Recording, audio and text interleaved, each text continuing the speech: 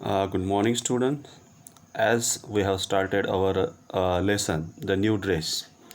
In the last video, we learned that about the writer of the story, as well as the characters, their appearance, their information, as well as the small interpretation of the story.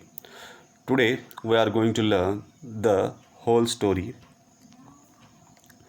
A marble wearing arrives at a Clarissa Dolway's party. She filled with a feeling of inadequacy and inferiority.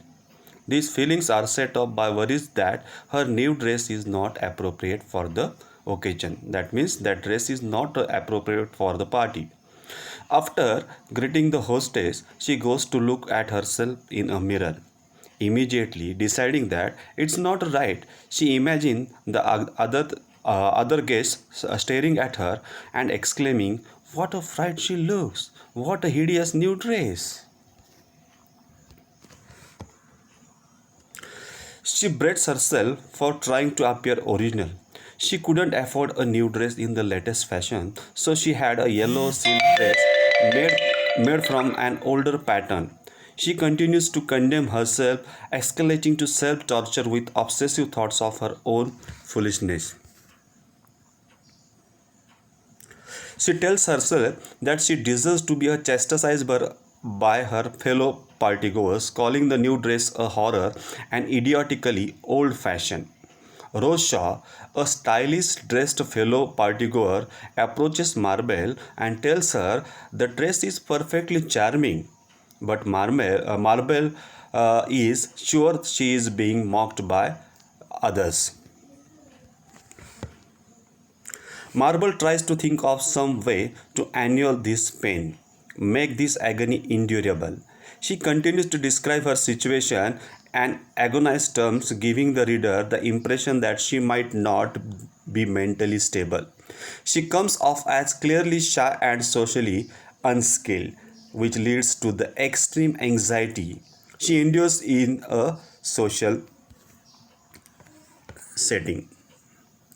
Marble tries to imagine that all the partygoers like flies trying to crawl all over the edges of saucer, all alike and swarming like insects. However, she can't bring herself to see others in the fashion. She tells a male guest that she feels like some dowdy, discreet, horrible, digny old fly.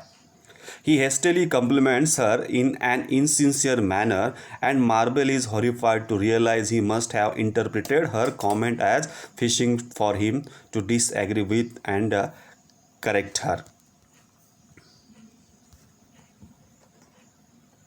She tries to think back to the how happy and comfortable she felt at the dressmaker as the kind Miss Millen pinned her hem, asked for her measurement, and tended to her pet canary. However, Marble is snapped out of these pleasant thoughts by the reality of the party around her. She, she berates herself for caring about what others think of her, and this dissolves into the Marble condemning her odious, weak, vacillating character.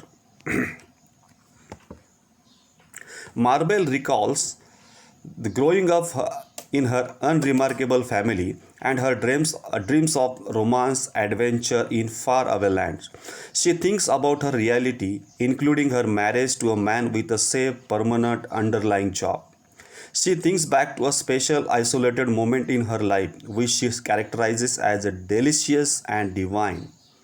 These were the only moments when she felt truly happy and fulfilled, connected with all the earth and everything in it, or as she puts it, on the crest of a wave.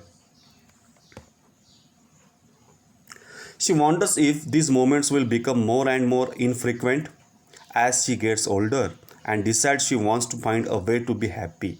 She decides to pursue a self improvement and transformation through some wonderful, helpful, astonishing book, or maybe an inspirational public speaker. Having talked herself out of her internal crisis, she gets up to leave the party.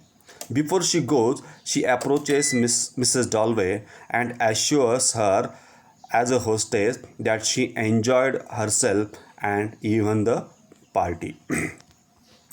So here we get the lesson.